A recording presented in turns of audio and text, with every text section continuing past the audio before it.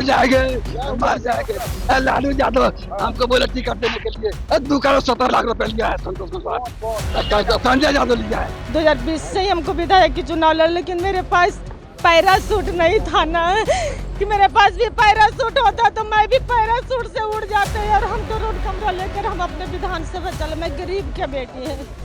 ये वीडियो बिहार की राजधानी पटना का है, जहां लालू प्रसाद यादव के सरकारी आवास के बाहर एक व्यक्ति अपना कुर्ता फाड़कर रो रहा है। दरअसल इस शख्स का नाम मदन शाह है, जो आरजेडी के नेता हैं और इससे पहले भी वो विधानसभा चुनाव लड़ चुके हैं। रोते बिलखते मदन शाह आरजेडी पर कई सनसनीखेज आरोप भी लगा रहे हैं। इस दौरान बिहार के पूर्व मुख्यमंत्री और आरजेडी मुखिया लालू प्रसाद यादव का जिक्र करते हुए मदन शाह कई दावे कर रहे हैं। मर जाएंगे, मर जाएंगे। लालू यादव हमको बोले टिकट देने के लिए, टिकट देने मधुबन विधानसभा से हैं। बाप रे बाप, 2020 में हम 2000 वोट से हमको हराया गया। लालू यादव बोले कि बउआ तू लड़िए इलेक्शन। बाप रे बाप, हम मर जाएंगे। बेटा बेटी का शादी हम नहीं किए। बाप रे, बहुत अन्याय। दलाल को जो टिकट दिया संजय यादव, अरे बाप, अरे बाप, 2 करोड़ 70 लाख रुपए लिया है संतोष कुशवाहा, संजय यादव लिया है। कौन तो सुनील इसका जो है ना दलाल है, इंजीनियर सुनील लिया पैसा। लालू से हम प्राण दे देंगे। हमारे गुरु है लालू जी, गुरु है लालू जी, उनके लिए हम जान दे देंगे। अरे बाप, क्या करें, हम बर्बाद हैं। हम सब फाड़ लेंगे, सब फाड़ लेंगे, सब फाड़ लेंगे। अरे बाप रे बाप, रो नहीं रहे हैं, बस पार्टी के हम लोग 90 से हमारे चाचा ही लोग जुड़े हुए हैं पार्टी से, और विधायक 1 बजे रात के बोल रहे थे कि टिकट दिया जाएगा, और टिकट एक बैग किसी और के खाते में डाल दिया गया है। किस विधानसभा? हम लोग मधुबन विधानसभा से आए हुए हैं। चाचा क्या नाम? मदन प्रसाद शाह। टिकट देने के लिए बोला गया था। पूर्व प्रत्याशी रहे हुए हैं, मात्र 2700 वोट से आ रहे हुए हैं, और जिन्हें दिया गया है ना, उन्हें आज तक आरजेडी का सदस्यता भी नहीं है। विधानसभा चुनाव में आरजेडी का टिकट न मिलने की वजह से रोने बिलखने वाले शख्स मदन शाह अकेले नहीं हैं। आरजेडी नेता उषा देवी भी मदन शाह की तरह ही रो रही हैं। टिकट न मिलने की वजह से उषा देवी काफ़ी भावुक हैं। हालांकि इस दौरान वो लालू परिवार की तारीफ भी कर रही हैं। सुनिए इस दौरान उषा देवी ने क्या क्या कहा है। अपने पिता से और माता से आशीर्वाद लेने आए थे। मेरी दीदी मीसा दीदी, हम उनसे आशीर्वाद लेने लिया कि दीदी ना भी टिकट मिला तो आप लोग का प्यार और आप लोग का आशीर्वाद मेरे ऊपर रहेगा, तो एक दिन जरूर आप लोग मुझे गरीब बेटी पर दया कीजिएगा।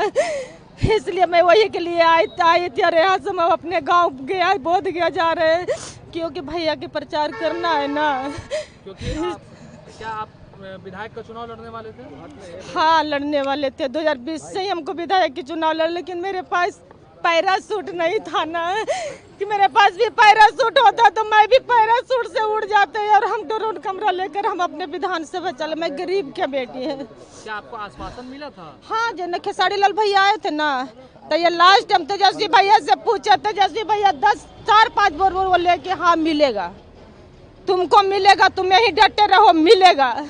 हम कोई नेता की पैरवी नहीं। मेरा नेता मानिए लालू यादव है, मेरा नेता मानिए तेजस्वी यादव है, मेरी माता राजमाता राबड़ी देवी है, मेरी बड़ी दीदी मीसा दीदी, हमारी नेता यही है। आपको आश्वासन मिला था? पूरा आश्वासन मिला था। नहीं मिला टिकट? अब पता नहीं, मेरी किस्मत में नहीं होगा। आप कितने दिनों से पार्टी में? 20 साल से। 20 साल से? 2005 से। मैं 17 साल की उम्र से पार्टी में हूँ, आज से नहीं हूँ। उसके बावजूद भी पैराशूट वाले को मिला, आपको नहीं मिला? नहीं, यही अफसोस आ रहा। मैं देखी हूँ अपनी आंखों से, करीबों से देखी, अपनी जिंदगी को देखी हूँ। अब आप रोड है यहाँ पर, क्या जा रहे हैं, जैसे बेटी जाती है अपनी ससुराल ना, तो पिता के घर से जाती है तो जरूर आंख से आंसू आते। अपने पिता के घर से मैं अपनी ससुराल जा रहे हैं गया। तो क्या अब आप प्रचार करेंगे तेजस्वी यादव? हाँ भैया, मैं खून दे देंगे। तेजस्वी भैया को सब टिकट नहीं मिला तो इसका मतलब क्या? खून दे देंगे, खून। और लालू जी के रजन में ही हम अपने तेजस्वी भैया को सरकार बनाएंगे, इसमें कोई शक नहीं है। जैसे अभी बनेगा वैसे बनेंगे। मैं अरे भैया हड्डी तोड़वा लिए, पैर में किले पैर तोड़वा लिए, यही डग बंगला चौराहा पर। वो तो हार नहीं माने, और ना टिकट मिला तो इसके लिए हार मानेंगे। तो पिताजी के घर से जा रही है वो बेटी, जैसे विदागी होती है ना, 5 साल के लिए मुझे आश्वासन मिला, तो उसके बावजूद भी आपको टिकट नहीं मिला। अब पता नहीं, मैं बोली तो मेरी किस्मत में नहीं होगा। मेरी किस्मत, मेरा नाम उषा देवी हुआ। विधानसभा से आपको टिकट? मैं बोध गया विधानसभा, मेरा जहाँ से मुखिया और समिति बनते जा रहे, अभी पंचायत समिति वर्तमान में हूँ 16 से अभी तक, उसके पहले मुखिया थी और 12 चट्टी से फाइट कर रही थी हम। 12 चट्टी से आपको आश्वासन बड़े साहेब ही बोले थे 2015 में, बड़े साहेब बोले थे कि तुमको 12 चट्टी से भगवतिया बनाएंगे, लेकिन चलिए नसीब में नहीं है। एक तरफ आरजेडी नेता जहां टिकट न मिलने की वजह से रो बिलख रहे हैं, तो वहीं दूसरी तरफ महागठबंधन में कई विधानसभा सीटों को लेकर पेंच फंसा हुआ है। कई विधानसभा सीटों को लेकर कांग्रेस और आरजेडी आमने सामने आ गए हैं। महागठबंधन में जिन सीटों को लेकर तनातनी चल रही है उनमें लालगंज, वैशाली, सिकंदरा, वारसलीगंज, रोसड़ा, कहलगांव, राजापाकड़, बिहार शरीफ, बछवाड़ा, तारापुर और भभुआ जैसी सीटें हैं।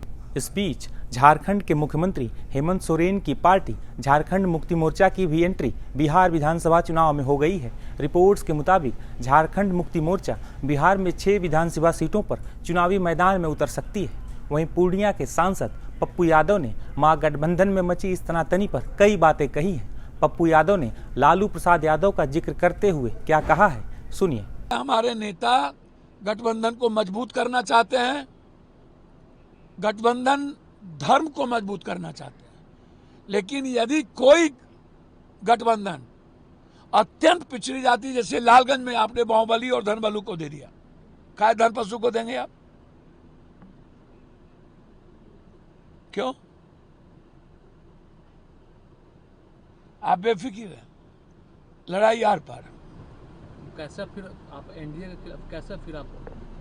जनता है ना हमारे साथ, जनता कई कदम आगे बढ़ के है, जनता कह रही है कि हम आपके साथ। अच्छा, जेएमएम भी, वो भी 6 सीट पर अब बिहार में चुनाव लड़ेगी। जेएमएम के साथ गठबंधन करना चाहिए 3 से 4 सीटों पर। मैं लालू यादव से कहूंगा कि ये गलत है, ये पुरानी परंपरा और आदत को छोड़िए।